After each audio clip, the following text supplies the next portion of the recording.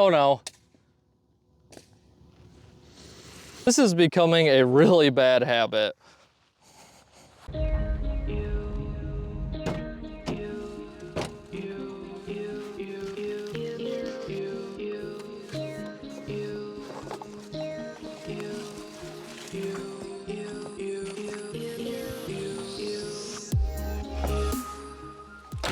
Now let's go toss some plastic. And we've made it to Grand Central Station Disc Golf Course in South Carolina, in Clemson. Today we will be taking on the Freight Line. There is 2 different layouts. Today will be the Freight Line. And guys, it's brutally cold outside. It is like mid-20s. It's been an icebox in South Carolina all week. I don't know what's going on, but we are gonna try to play through it. We're starting off with a 290-foot shot, dead straight. It is going downhill. We are gonna full send our Envy. Oh, get down there. Fight back a little. All right, I'm surprised. Really nice first toss on this frigid morning. It's gonna leave us a pretty good putt. Let's get started. We are a little shorter than I expected. We are probably right on that 33 foot range. Today's only goal, guys, is to keep our hands warm. You know what I mean? Pars are just a bonus and a birdies would be awesome. So let's try to knock this one down for the 2. Really nice start.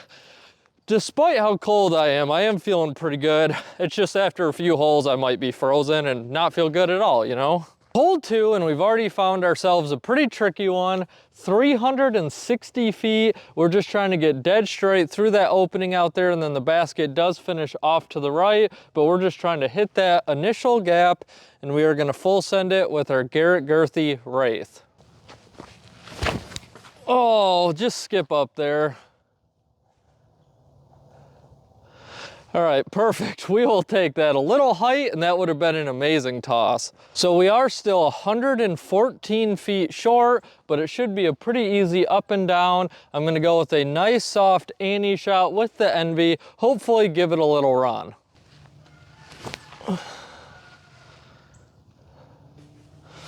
No run, but we'll take the par. For the 3. Hole 3, 270 feet. It is just a downhill Annie shot. If you do want an easy putt for the 2, you need some stability at the end to hook back up to the left. Seems like a perfect shot for our hex. Oh, too much. Yep.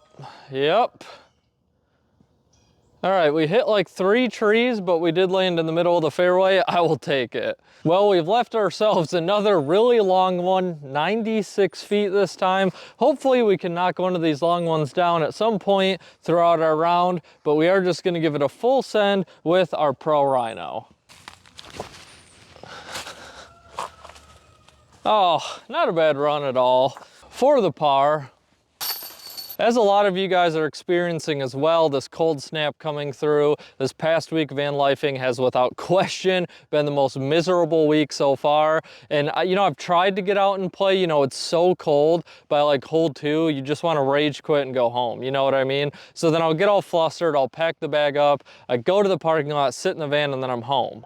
So hole 4, definitely a birdie opportunity here. We have 415 feet, dead straight, quite a bit downhill. We just don't want to overturn anything off the tee pad or hit that power pull up there. I'm gonna go with my Firestorm. Oh, highs are back. Come on, get up there, skip. Oh. All right, we went quite a bit deep. We're in the woods past the basket. Probably didn't need to go full distance driver there, but hopefully we can knock that down. Well, we really kind of botched this one going for some park job on a long hole. Now we're scrambling just to get out for a putt for the 3. I do have a little sidearm turnover window here I'm gonna take with the Kia. Not great, but I'll take it. For the 3.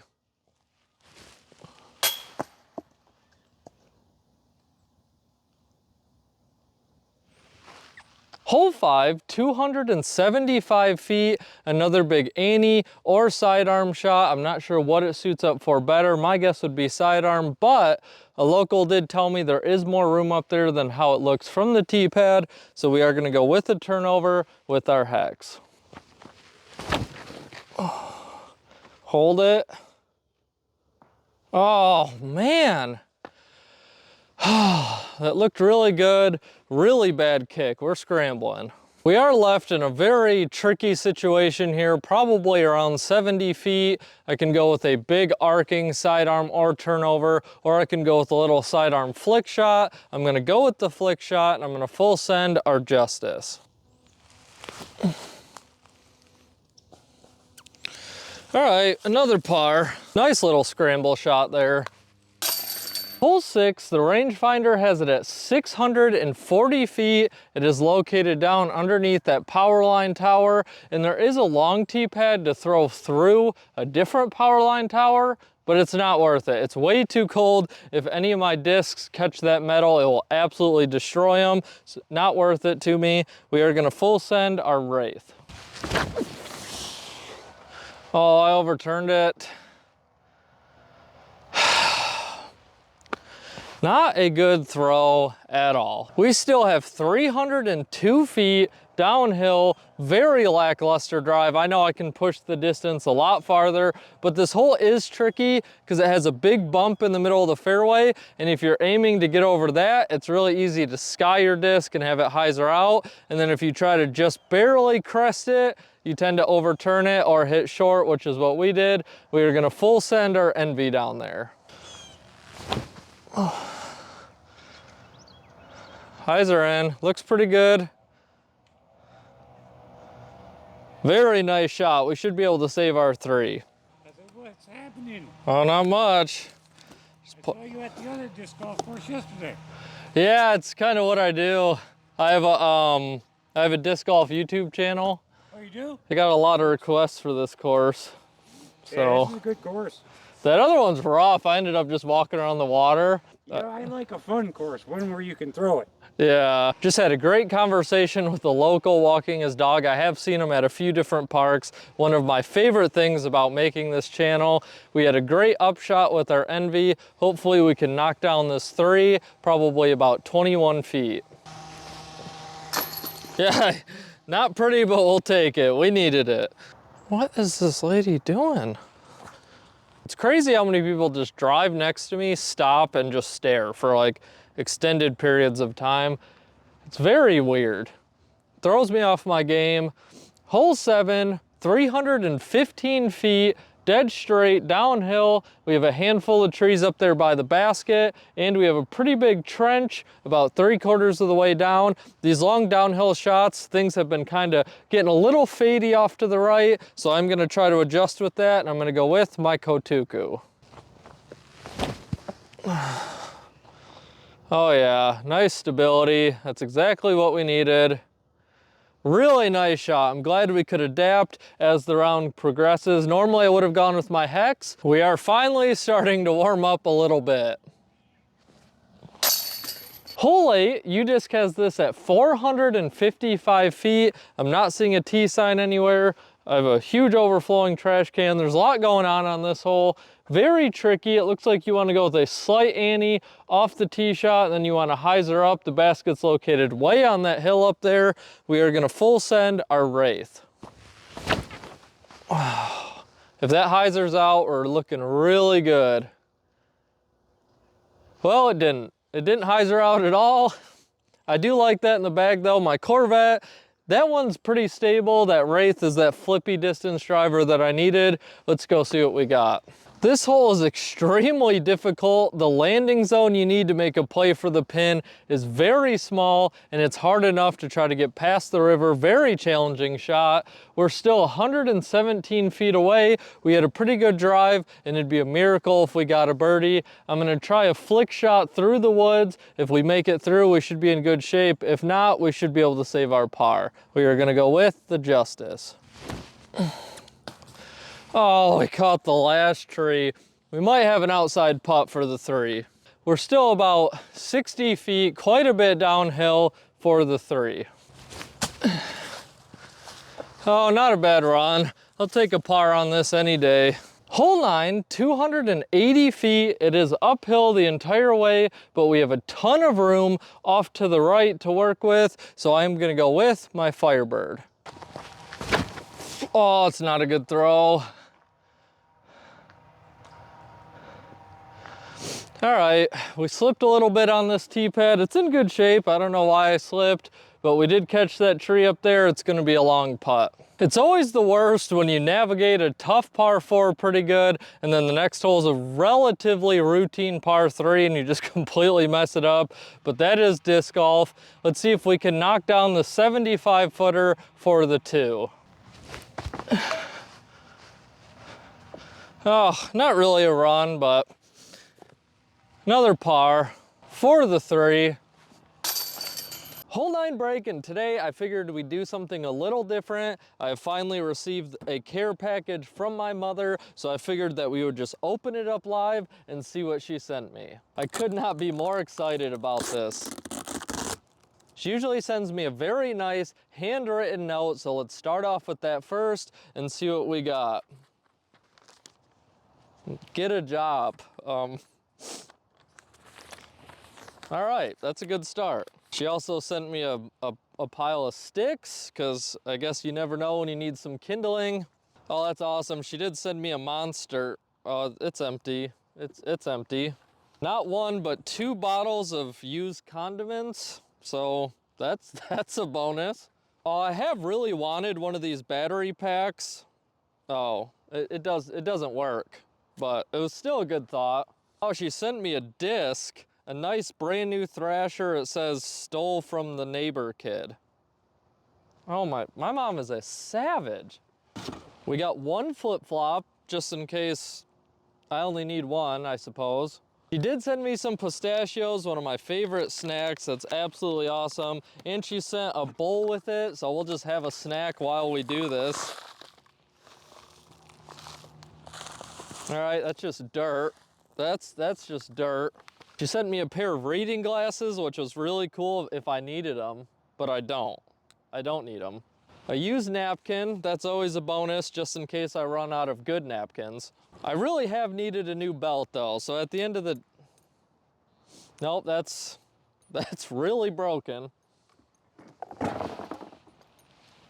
And finally, we got a handful of rocks. This is much better than the last care package she sent, so that's absolutely... Oh, there she is now. Hello? Yeah, I got it right in front of me. Thank you so... The cops are there for what? The neighbor kid knows you stole his disc. All right, yep, I'll send it back. Hole 10, 320 feet. This one is completely blind. We have to get over the crest of this hill, and then the basket's down there somewhere. It looks like it's dead straight. You could probably go with a huge hyzer, a big Annie, or sidearm. We're gonna try the sidearm just because it sounds like fun, and we are gonna go with our Halo Boss. Hook up nice.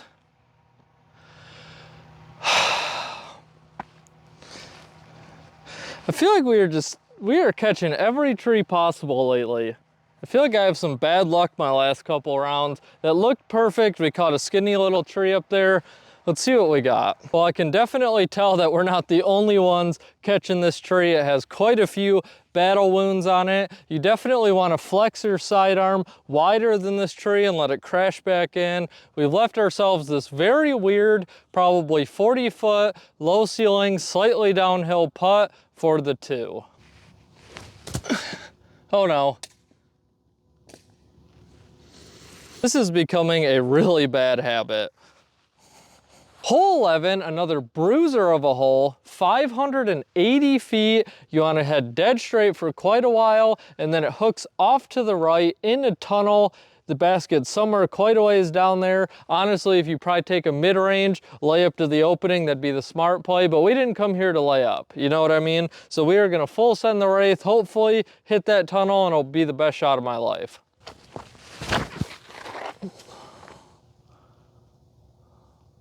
Hold it. Oh. Unfortunately, the Wraith just crashed in a fuzz too early. That could have been a really nice shot. We still have 232 feet to the basket. It's quite a bit downhill. We have a very tricky lie. I'm gonna go with a flex sidearm shot with my scepter. Hook up, hook up. Dang it. Very unfortunate. The scepter was shaping up quite well. We still have about 87 feet downhill for the birdie. It looks like there's quite the drop off behind the basket, but we're gonna send it anyway. Come on. Oh, and we sailed deep. As expected, we did leave ourselves a little tester putt, probably about 25 feet back up the hill for the 4. Hole 12, 235 feet. It's a pretty consistent left turn the entire flight. It is quite a bit uphill. We are gonna full send our Kia, and hopefully we're done with chain outs for the rest of the round. Oh, should be perfect. All right, let's go figure out where we are. We could use a nice birdie. You always just have to take a second and appreciate a very unique tree like this one. Very cool. I don't know if I've ever struggled so hard to focus on a round than I am today. There's a helicopter it is so loud. It's just ripping right above the tree line all morning. They got a big excavator doing some work down here. They have utility trucks trying to fix the bridge. There's just so much going on. There's people everywhere walking their dogs. My goodness. Hole 13, 260 feet. You basically just want to go dead straight for 250, and then it's an absolute meat hook to the right. I don't think trying to flex some sidearm is the play here, so we're just going to take our Envy and throw it nice and straight and hopefully have a long putt. Good looking throw. Oh my gosh. Oh man. One thing I will say about this course, it is very rare that you land even in the fairway and have a good lie. We have this crazy big ante shot. This course is very tricky. I am gonna go for it with the P Waka Waka. Hopefully we just walk out with a par. Oh man, nothing like a good P Waka Waka shot. For the 3.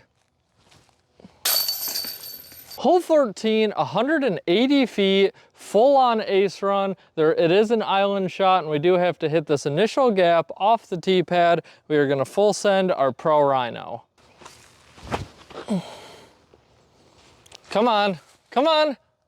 Oh, we just went barely over the top of the basket.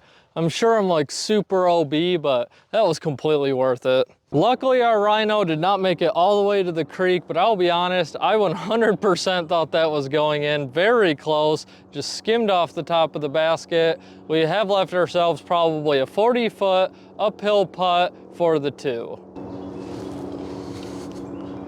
Oh, not a great run. For the 3. Hole 16, 195 feet.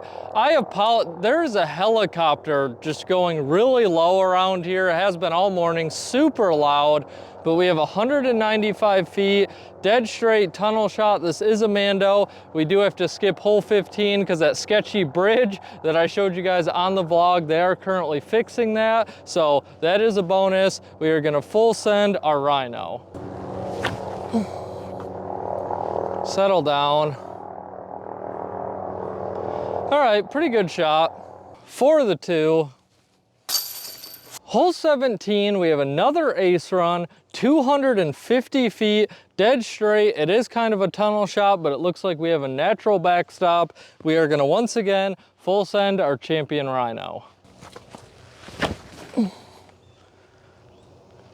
Come on. Oh. Oh, I think we caught a little branch down there. I think we probably would have hung too straight anyway, but another birdie it looks like. For the 2. And rounding off our very hectic day playing the freight line at Grand Central Station, we have hole 18, 555 feet. We have a very small gap that we have to hit right off the tee pad, and then you just want it to hyzer out. If you catch an early tree, you're gonna find yourself in a lot of trouble. We are gonna go with our Halo Boss. Oh, looking really good. All right, that is exactly what we wanted. We do have 223 feet uphill, and kind of like the whole round has been, we've landed in this very tricky lie. Even a foot to the right, we'd be able to go with a nice standard backhand shot, but we're gonna have to try to do some big flex sidearm. I'm probably gonna go with my Scepter.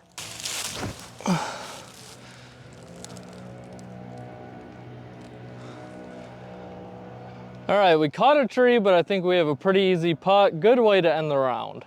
For the very nice 3. And that wraps up today's video at Grand Central Station playing the freight line. And unfortunately, guys, the weather just has not been cooperating for us lately, and I think I would have enjoyed this course a lot more on a beautiful, warm summer day. Overall, I still had a very fun time at Grand Central Station. As you guys could see, the tee pads, the baskets, the signage, which I think most, if not all, but that one hole has, is in great condition. The signage from hole to hole could use some work. It is pretty easy to get lost playing here, especially with the 2 different layouts. You might be on hole 10 for the freight line, and then you go to the next hole and you're on hole 16 for the locomotive line. It can be a bit confusing. My favorite part about Grand Central Station is the fact that it is a very fair and solid course. It is tricky, it's difficult, but it also has some holes that are birdie looks that you can get back to kind of help your mental, and it doesn't have any of those long holes that are super cluttered that just kind of feel like it's a throw and hope. On every hole you can see the line that you're aiming for, and if you do hit it, you get rewarded. The only tricky thing about here is that there's a lot of kind of random limbs hanging down in the fairway that are very hard to see from the tee pad. You're definitely going to want to bring your tool bag because a handful of holes definitely favor a forearm rather than the turnover shot, but if you only have either, you should be able to make it work with a little finesse. Overall, I'm going to give Grand Central Station the solid score of 7.5 out of 10. It needs a little update on that signage from hole to hole, and some of their tee signs are starting to fall off. It's just a rock solid course. There's nothing that's really going to take you away. There's no amazing views or super unique holes or anything of that nature. It's just overall very solid. I hope you guys enjoyed today's video. Now it's your turn to go toss some plastic.